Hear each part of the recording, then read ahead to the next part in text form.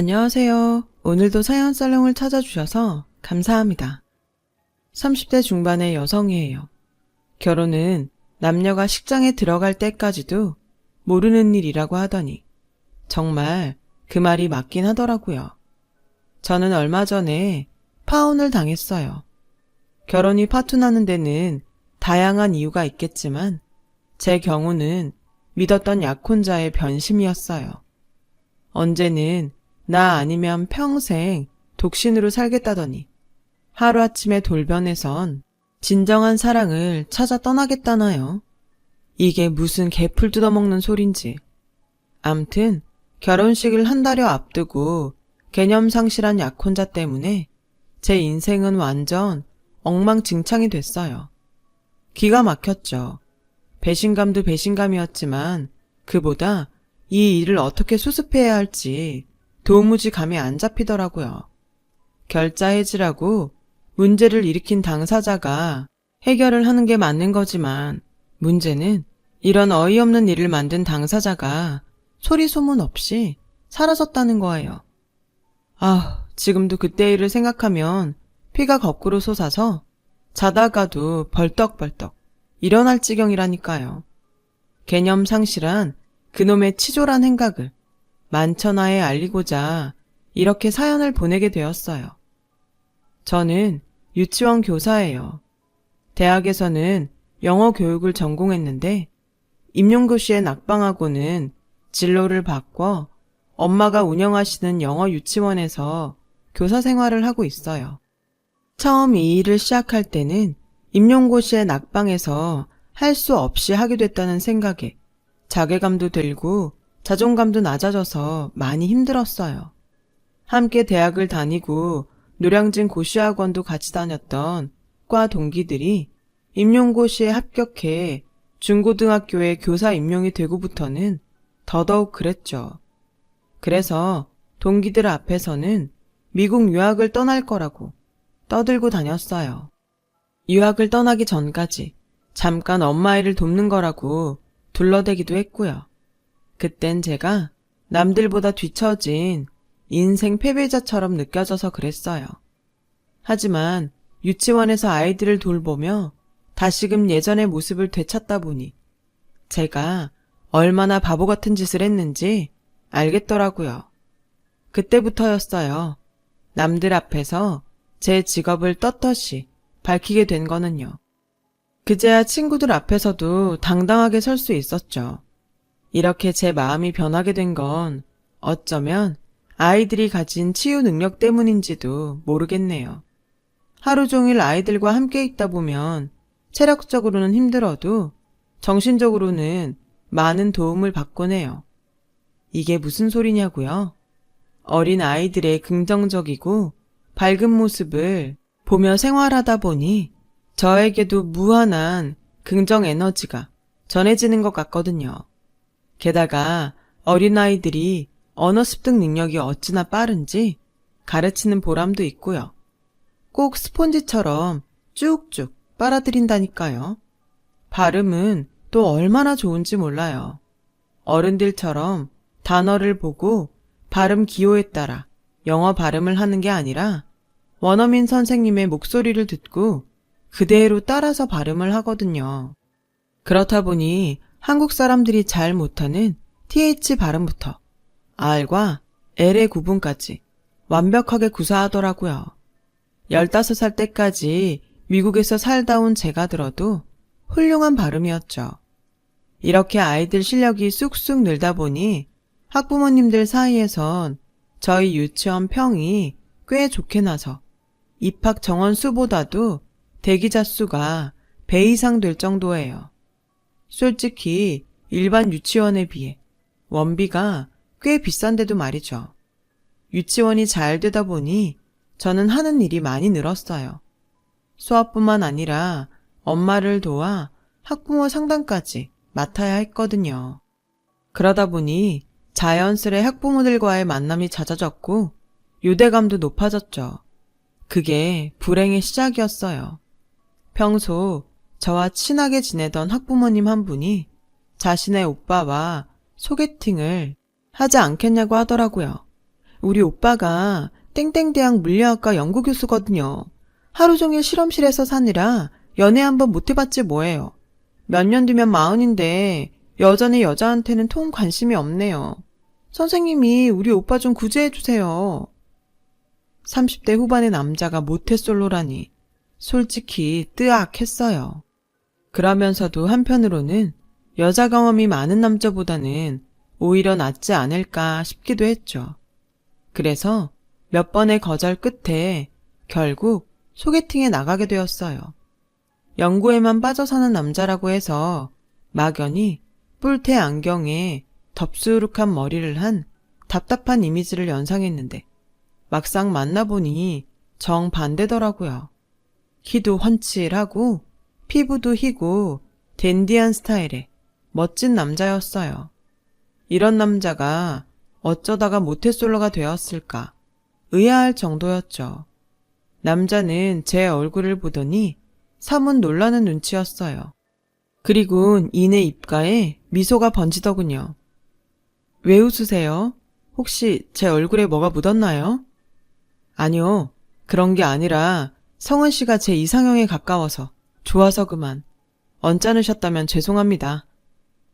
첫 만남에 대놓고 자기 이상형이라고 말하지 뭐예요. 그 말에 내심 기분이 좋았어요. 저도 그 남자가 마음에 들었으니까요. 그 후로 우리는 몇 번의 만남을 가졌고 한 달쯤 지나 결혼을 전제로 진지한 만남을 갖기로 했어요. 아무래도 학부형 가족과 만나는 거라서 은근히 조심하게 되더라고요. 그렇다고 제가 막 놀고 다니던 사람은 아니었지만 혹시라도 학부모들 사이에 안 좋은 소문이라도 나면 큰일이니까요. 그렇게 반년 정도 사귀고 약혼을 했어요. 요즘엔 약혼을 생략하고 바로 결혼을 하는 게 보편적이지만 예비 시댁에서 격식을 차리고 싶다고 하셔서 그러기로 한 거였죠. 예비 시부모님께서는 제가 마음에 드셨는지 길게 끌 거 없이 올해 안에 바로 식을 올렸으면 하시더라고요. 그건 저희 부모님도 마찬가지셨죠. 학벌 좋고 인물도 좋은 데다 40도 안 된 나이에 대학 교수 타이틀까지 단 남자니 사윗감으로 왜 안 좋으시겠어요. 게다가 약혼자가 저를 많이 좋아하는 게 눈에 보일 정도라서 부모님 입장에선 이보다 더 좋을 순 없었죠. 제가 생각해도 제 약혼자는 저한테 헌신적이었어요. 제가 봐도 과하다 싶을 정도로 말이죠. 이를테면 이런 식이었어요. 가령 제부도에 놀러가서 해물칼국수를 먹기로 하면 약혼자는 며칠 전부터 그곳에 가서 제일 잘하는 집을 찾아가 미리 먹어보고 주변 데이트 코스까지 탐방을 하곤 했어요. 어느 자리에 제가 앉아야 바다가 잘 보이는지, 어느 산책로를 걸어야 길이 더 아름다운지 세세하게 찾아보고 준비하는 거죠. 이러니 제가 안 반하겠어요. 그뿐이 아니에요. 불면증이 심한 저를 위해 밤마다 전화로 소설책을 읽어주는데요. 제가 잠들 때까지 몇 시간이고 책을 읽어준다니까요. 한두 번도 아니고 매일을요. 세상에 이런 남자가 또 있을까요? 약혼자는 연애를 처음 해보는 사람이라고는 생각할 수 없을 정도로 여자의 마음을 잘 아는 것 같았어요. 마치 저를 불면 날아갈까, 잡으면 깨질까 하는 심정으로 애지중지하는 것 같았죠. 그런데 언제부턴가 이런 약혼자의 행동에 의심이 들기 시작했어요.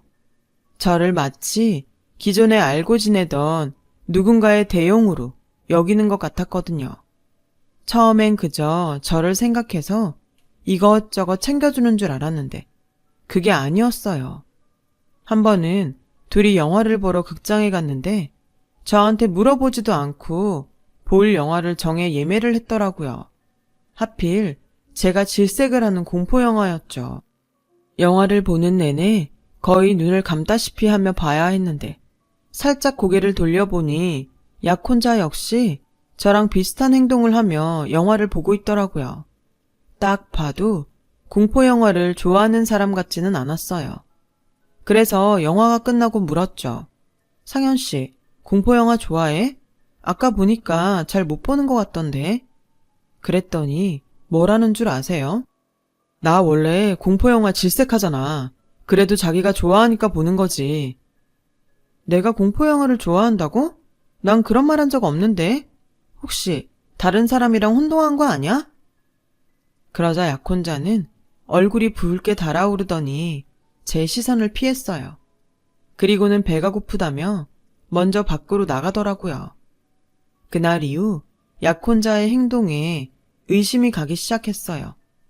의심이 들기 시작하니 사소한 행동 하나하나가 다 의심스럽더라고요. 밤마다 읽어주는 소설만 해도 그랬어요.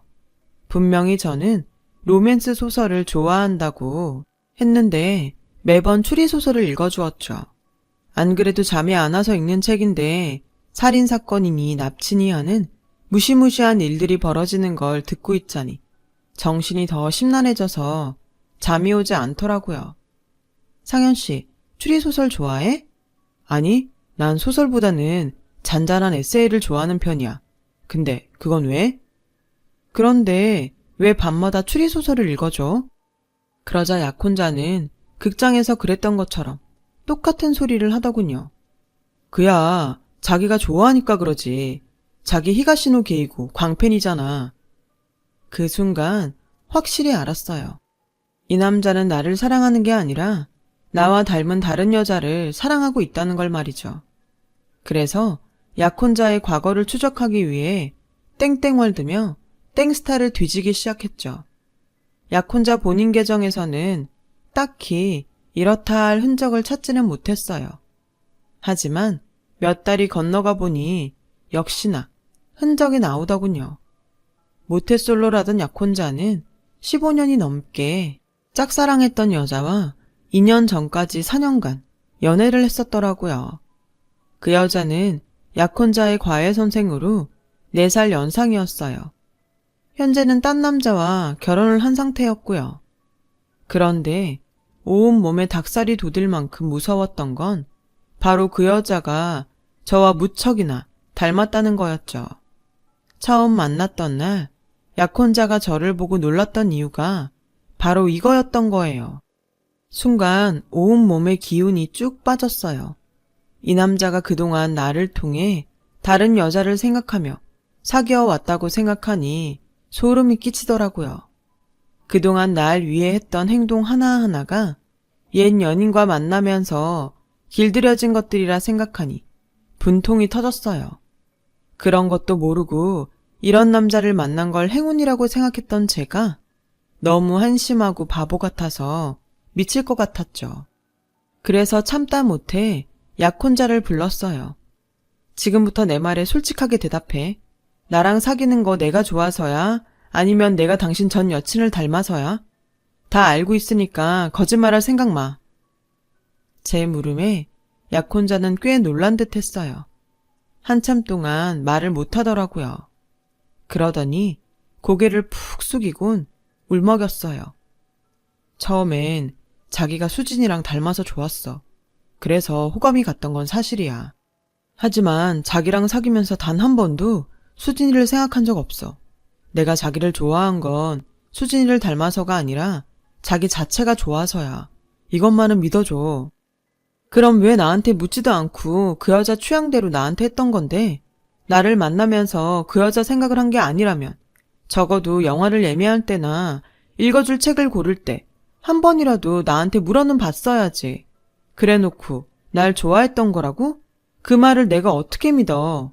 나 솔직히 지금 날 바라보는 자기 눈빛도 날 보는 것 같지 않아. 상현 씨는 여전히 나를 통해 수진이란 그 여자를 보는 것 같다고. 이런 기분으로 어떻게 결혼을 해? 평생 날 보며 딴 여자를 떠올리는 남자랑 어떻게 사냐고.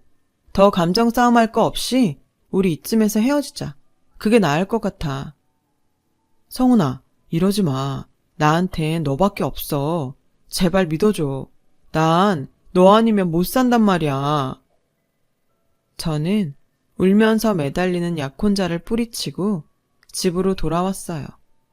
제 인생에서 가장 행복한 시간을 선사해준 남자였지만 나 아닌 다른 여자를 품고 사는 남자와는 미래를 함께할 수는 없었으니까요. 그렇게 며칠이 지난 어느 날이었어요. 예비 시누이가 아침 일찍 유치원으로 저를 찾아왔더라고요. 언니, 도대체 우리 오빠랑 무슨 일이 있었던 거예요? 며칠째 밥도 안 먹고 방에서 안 나와요. 아주 죽기로 작정한 사람 같다니까요. 혹시 둘이 싸웠어요? 저는 사람들 눈을 피해 예비 시누이를 상담실로 데려갔어요. 그리곤 있었던 일을 모조리 말해주었죠. 예재 엄마도 여자니까 제 마음 이해해 줄 거라고 생각해요. 아무래도 우리는 여기까지인 것 같아요. 그러자 예비 시누이는 믿을 수 없다는 표정으로 그러더군요. 과외언니라면 저도 잘 알아요. 오빠가 고등학생 때부터 짝사랑했던 것도 잘 알고요.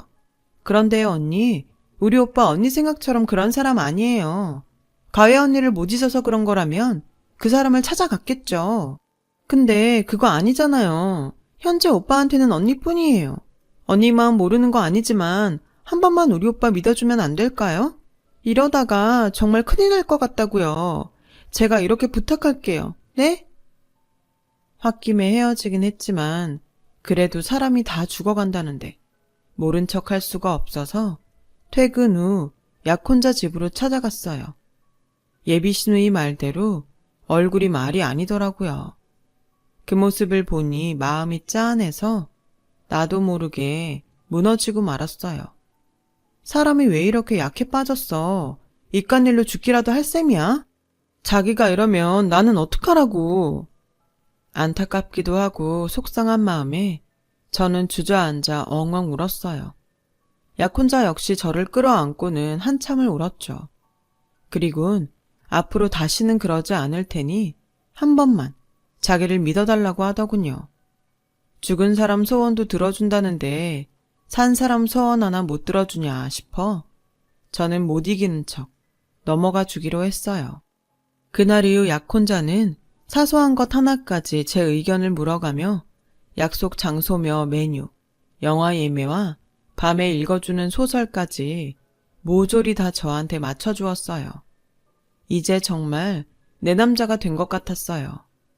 그렇게 시간은 흘러 양가 상견례를 하고 결혼식 날짜까지 잡게 되었어요. 스드메와 웨딩 촬영도 마쳤고 저는 엄마와 혼수 준비를 하느라 눈코 뜰 새가 없었죠. 그렇게 결혼 준비에 한창이던 어느 날 약혼자한테 문자가 한 통 온 거예요. 이런 말을 하게 돼서 정말 미안해. 난 진정한 사랑을 찾아 떠나기로 했어. 이런 놈이라 미안해. 날 잊어줘. 처음엔 스팸 문자인 줄 알았어요. 아무리 개념을 밥 말아먹은 놈이라고 해도 결혼을 한 달 앞두고 중2병 걸린 애 같은 문자로 파혼을 알린다는 게 말이 돼요? 어이가 없어서 헛웃음이 나더라고요. 그래서 전화를 해봤더니 역시나 안 받더군요. 그래서 다음날 그의 여동생한테 전화를 했더니 지난 밤에 자기 오빠가 갑자기 이 결혼 못하겠다며 집을 나갔다지 뭐예요. 그러면서 오히려 제게 화를 내더군요. 언니가 오빠한테 뭐라고 했길래 멀쩡하던 사람이 직장도 그만두고 집을 나가요? 도대체 둘 사이에 무슨 일이 있었던 거예요? 그러면서 이번 일에 대한 모든 책임을 저에게 돌리더군요.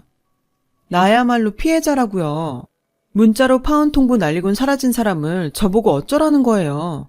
저도 그동안 참을 만큼 참았어요. 파혼하고 싶은 건 그쪽이 아니라 우리 쪽이라고요. 통화가 길어질수록 감정 싸움만 더 격해지길래 일단 전화를 끊고 약혼자 주변 사람들한테 연락해 상황 파악에 나섰어요. 그랬더니 기가 막힌 얘기가 들리더군요. 약혼자 대학 동기 중 하나가 지나는 말처럼 그러더군요. 확실한 건 아닌데 혹시 그 여자 이혼 소식 듣고 그러는 거 아닐까요? 네, 그 여자는 약혼자의 전 애인, 첫사랑이라던 과외 선생이었어요. 그 말을 듣는 순간 오만 정이 다 떨어지더군요. 끝까지 사람을 이렇게 엿먹이다니 정말 인간 같지도 않았어요. 그래도 확실한 이유를 알아야 할 것 같아서 업체에 의뢰해 약혼자와 과외선생에 대해 알아보았죠.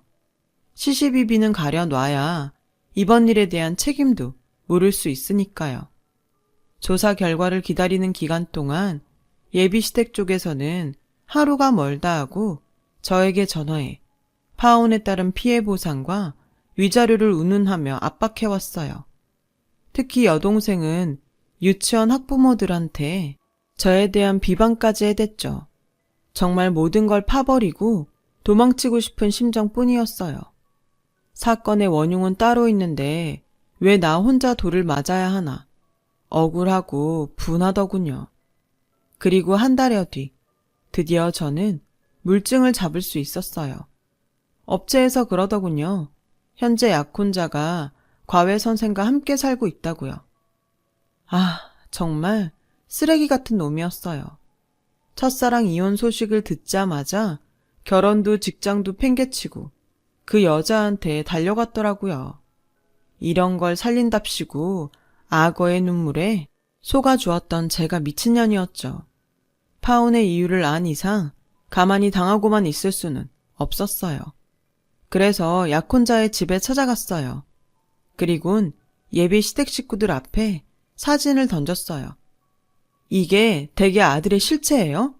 첫사랑 이혼했다는 소리를 듣자마자 가족도 약혼자도 직장도 팽개치고 달려가는 멍청한 놈이요.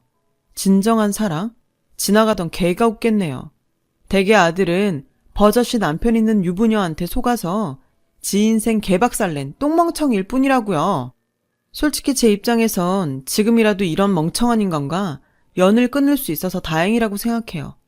아, 파혼에 따른 피해 보상과 위자료 내놓으라고 그러셨죠? 네, 저도 그거 받아야겠네요. 조만간 변호사 선임해서 10원 한 장까지 따박따박 받아낼 테니 현금 준비하세요. 그리고 예지 엄마, 그쪽은 허위사실 유포와 영업방해로 고소 들어갈 테니 변호사 알아보시고요. 한 번만 더 내 인생에 똥물 튀기면 당신들도 시궁창에 처박힐 줄 알아요. 저는 그동안 쌓였던 분노를 터뜨리곤 집을 나왔어요. 그동안 피해자 코스프레를 하던 약혼자 가족들은 하루아침에 뒤집어진 상황에 충격에 휩싸였어요. 하지만 그건 우리 집도 마찬가지였죠. 특히 저희 엄마는 머리를 싸매고 들어 누우셨어요. 망신도 이런 망신이 없다시며 저를 볼 때마다 내 딸 불쌍해서 어떡하냐며 눈물을 흘리셨죠. 그러는 와중에도 약혼자의 가족들은 하루가 멀다 하고 저희 집에 찾아와 얘기 좀 하자고 귀찮게 해댔어요. 하지만 저희 부모님은 대문도 열어주지 않으셨죠. 할 얘기가 뭐가 더 있겠어요. 하루빨리 털어내는 게 상책이었죠. 저는 엄마가 힘들어하실 것 같아서 일부러 아무렇지 않은 척하며 평소처럼 지냈어요. 하지만 마음에 입은 상처가 어디 그리 쉽게 아무나요. 자다가도 천불이 나서 냉수를 벌컥대고 마시기 일쑤였고 TV에서 알콩달콩한 연인들 모습만 나와도 부하가 치밀었죠. 그렇게 2달 정도 지난 어느 날 문제의 그놈이 나타났어요. 유치원 수업을 마치고 퇴근을 하려는데 제 차 앞에 누가 쭈그려 앉아있더라고요. 노숙자인가 싶어서 다가가 위험하니까 옆으로 비켜달라고 말했어요. 그 순간 그 사람이 저를 향해 고개를 드는데 그 모습에 하마터면 기절할 뻔했지 뭐예요. 꼬질꼬질한 얼굴에 피골이 상접한 그는 바로 제 약혼자였거든요. 그 사람은 저를 보자마자 바짓가랑이를 붙들고는 용서해달라고 빌더라고요. 내가 죽일 놈이야. 입이 10개라도 너한텐 할 말이 없어. 근데 알고 보면 나도 피해자야. 글쎄 그 여자가 남편이랑 별거 중이면서 이혼했다고 거짓말을 했지 뭐야. 난 그것도 모르고 모든 걸 포기하고 지한테 달려간 건데 난 이제 어떡해. 성은아, 네가 날 좀 도와줘. 딱 한 번만 더 날 좀 믿어주라. 응? 내가 이번엔 정말 너 실망시키지 않을게. 네가 죽으라면 나 죽을 수도 있어. 그래? 그럼 죽어. 네가 죽으면 내가 네 진심 알아줄게. 그 전엔 어린 반푼어치도 없으니까 좋은 말 할 때 꺼져 이놈아. 실망?